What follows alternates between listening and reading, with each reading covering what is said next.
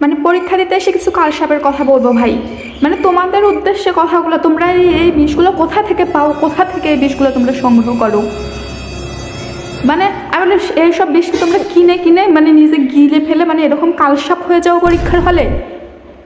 মানে কি বলবো ভাই, ওরা কোনো একটা হচ্ছে বড় প্রশ্ন যদি না পায়, ওরা জিজ্ঞেস করবো, ওদের বলে দেবে হ্যাঁ এটার পর এটা পয়েন্ট, এটার পর এটা পয়েন্ট, মানে পয়েন্ট পর্যন্ত বলে দেবো। কিন্তু আমি যখন একটা প্রশ্ন ওদের জিজ্ঞেস করবো, এমসিকিউ জিজ্ঞেস করবো যে এটা কি এমসিকিউ, মানে বলবে দাঁড়া দাঁড়া পুরোটা কমপ্লিট করে নেই, পুরোটা কমপ্লিট করে নেই।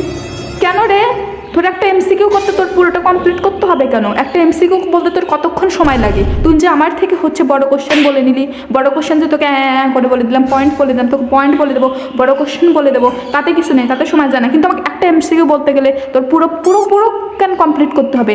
একটা এমসিকিউ কি তোর একটা এমসিকিউ কি বলা যায় না?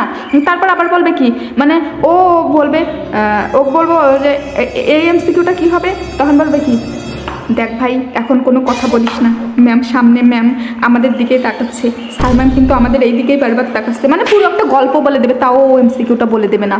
কেন কেন রে, তোর লজ্জা নাই? লজ্জা নাই?